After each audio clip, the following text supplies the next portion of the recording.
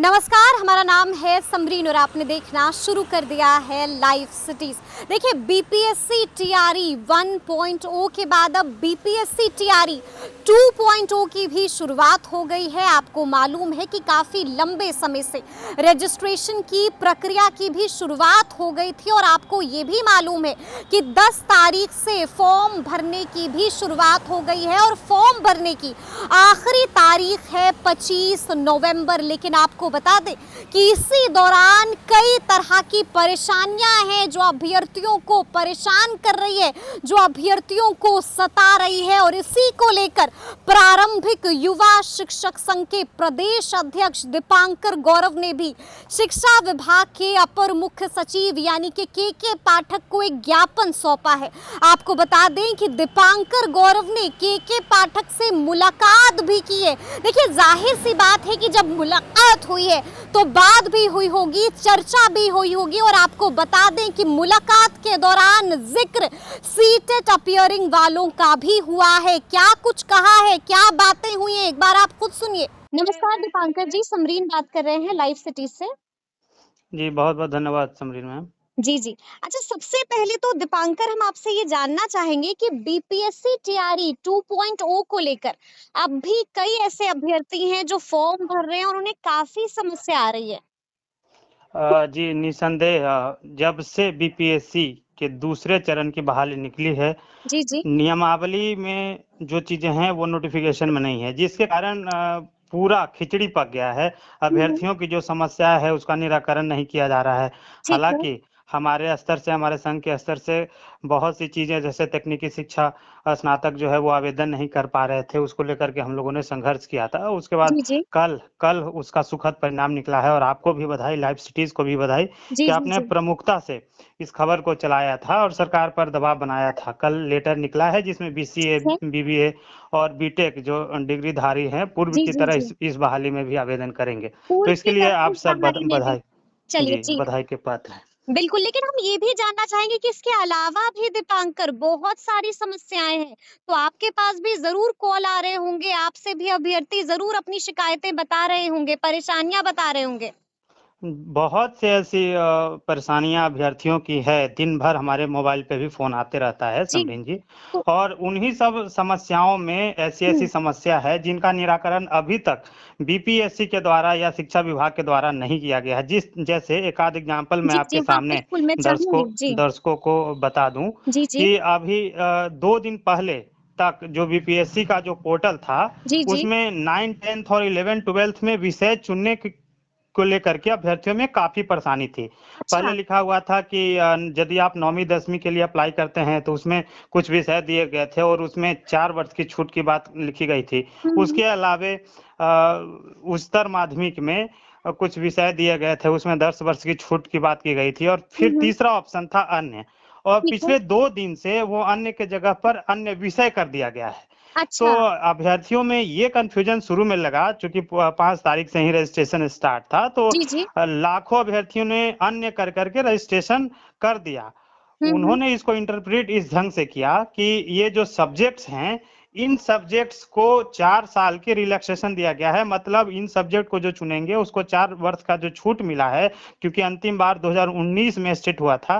तो वैसे अभ्यर्थियों के लिए जो कि जिनका एज बार लैप्स कर रहा था, वही केवल सेलेक्ट करेंगे, बाकी फ्रेश कैंडिडेट अन्य सेलेक्ट करेंगे। लेकिन 2 दिन से अन्य की जगह अन्य विषय हो गए। अब जी जी। अभ्यर्थियों में एक और कन्फ्यूजन हुआ कि बिल्कुल बिल्कुल। अब तो सारा रजिस्ट्रेशन सबका गलत हो गया और इसको बीपीएससी को क्लियर करना चाहिए कि आखिरकार जो अभ्यर्थी 9th-10th के लिए भर रहे हैं और वो हिंदी विषय से भर रहे हैं या मैथ से भर रहे हैं या सोशल साइंस से भर रहे हैं, वो कौन से ऑप्शन को ऑप्ट करेंगे उसको हम्म। बीपीएससी को क्लियरली बताना चाहिए जी कि जी। अभ्यर्थी फॉर्म भरें तो कैसे भरें, अन्य वाला ऑप्शन कौन चुनेगा, अन्य विषय बिल्कुल वाला। बिल्कुल। तो बिल्कुल। इसको लेकर के बहुत से कन्फ्यूजन अभ्यर्थियों के मन में है। जी अभी भी 1-2 और मैं आपके सामने शेयर करूँगा। जी। जैसे जी। बहुत से अभ्यर्थियों के मन में अभी भी जैसे ये है कि मान लीजिए कि महिला है और हम्म। महिला महिला अपना ईडब्ल्यूएस किस पते पर देगी? यदि वो विवाहित है तो अपने पति के आवाज़ से देगी या अपने बिल्कुल। जी मायके की आवाज़ से देगी। तो इस जी। जी जी। बाबत अभी तक कोई क्लेरिफ़िकेशन बीपीएससी ने शिक्षा विभाग ने नहीं किया है। नहीं ऐसे किया है। ऐसे जी दर्जनों सवाल हैं जो जी। जी जी। अभ्यर्थियों को परेशान कर रहे हैं, लेकिन बिल्कुल। उसका उत्तर देने वाला कोई नहीं है। उसका उत्तर देने वाला कोई नहीं। अच्छा दीपांकर, हमने देखा है कि ट्विटर पर भी आपने कई बातों का ज़िक्र किया है। तो जो पहला मुद्दा आपने उठाया था वो ये था कि बीसीए वालों को लेकर, और आपने कहा था कि आपने एक ज्ञापन भी सौंपा है केके पाठक को। तो सबसे पहले हम जानना चाहेंगे कि क्या ज्ञापन जो आपने सौंपा है उसमें सिर्फ बीसीए का मुद्दा उठाया था, या और भी कोई ऐसे मुद्दे थे जो आपने ज्ञापन में उठाए थे केके पाठक के सामने?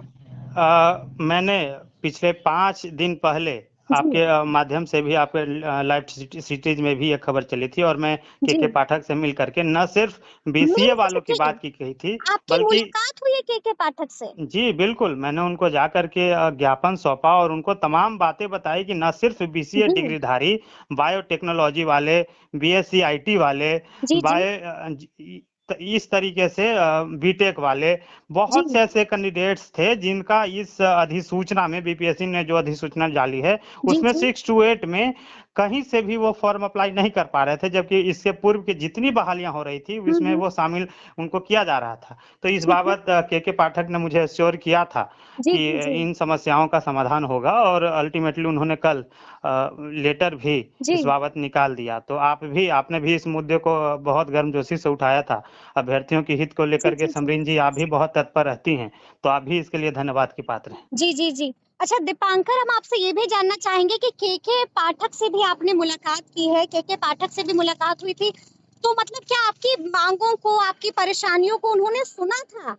बिल्कुल जी, केके पाठक ने कम ही समय दिया, मुश्किल से हमारी मुलाकात 1 मिनट की हुई होगी, लेकिन उन्होंने जितने देर भी हमारी मुलाकात हुई, उसमें कहा कि आपने जो लिखित रूप में दिया है विथ प्रूफ, इसको आपने अटैच किया है, इसको हम लोग संज्ञान में लेंगे और नियमानुकूल कार्रवाई जी। करेंगे।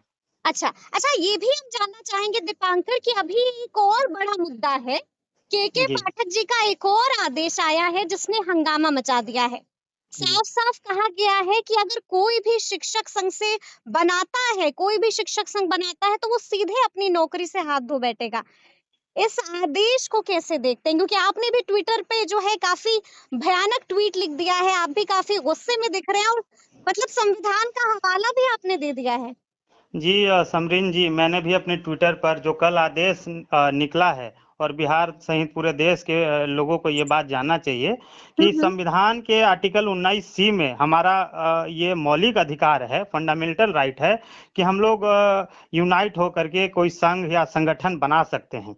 लेकिन कल एक बीपीएससी ने शिक्षा विभाग ने एक आदेश जारी किया, जी, जिसमें ये कहा गया कि जो नवनियुक्त शिक्षक हैं वो बिल्कुल। अभी तक इन्होंने जॉइन नहीं किया है लेकिन वो अपना संघ या संगठन बना रहे हैं। ऐसे में यदि वो संघ या संगठन बनाते हैं तो उन पे हम लोग कार्रवाई करेंगे और उनको डिबार नौकरी करेंगे बिल्कुल, इस जी। इस डिबार करेंगे इस बहाली में शामिल होने से। तो जी, ये बहुत ही तुगलकी फरमान है और ये हुँ। डेमोक्रेसी पर हमला है। डेमोक्रेसी हमारे पर हमला है। बिल्कुल, हम लोग कोई राजतंत्र में नहीं रह रहे जी, हैं, हम लोग तानाशाही में नहीं रह रहे हैं।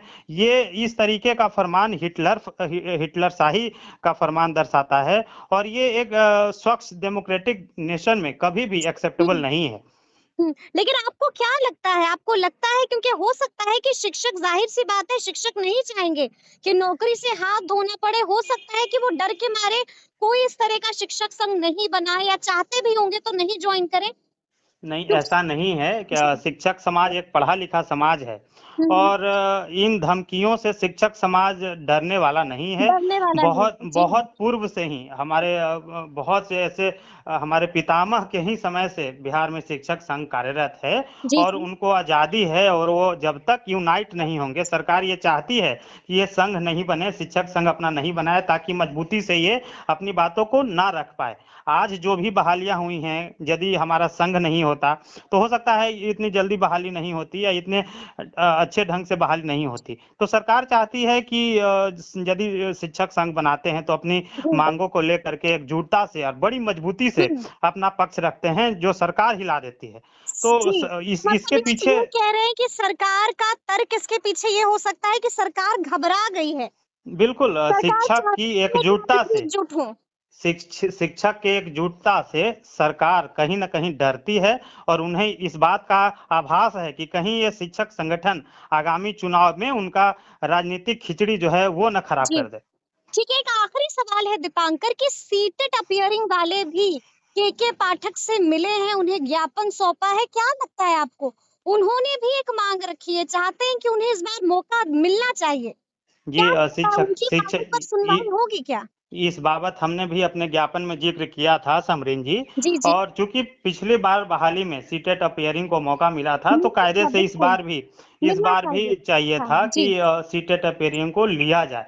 लेकिन के पाठक का ये तर्क है, उन्होंने अपर हुँ, मुख्य सचिव ने ये बताया कि जी, चूंकि अब बहाली हर साल अगस्त के महीने में प्रायोजित है तो आपको जी, घबराने की नहीं जरूरत नहीं है, तुरंत आपको मौका मिलेगा। लेकिन अभ्यर्थियों में कहीं न कहीं इस बात को लेकर के शंका की स्थिति है कि बिल्कुल, चुनाव बाद फिर से बहाली आएगी या नहीं आएगी। लेकिन कायदे बिल्कुल। से जी, बिहार सरकार शिक्षा विभाग को चाहिए था कि जिस तरीके से पूर्व की बहालियों में आपने अपीयरिंग जी, कैंडिडेट्स को दिया मौका गया था, दिया है, बिल्कुल। इस जी, बार भी मौका देना चाहिए था। तो मतलब के पाठक से जब आपकी मुलाकात हुई तो उन्होंने भी इस बारे में आपको ये जानकारी दी?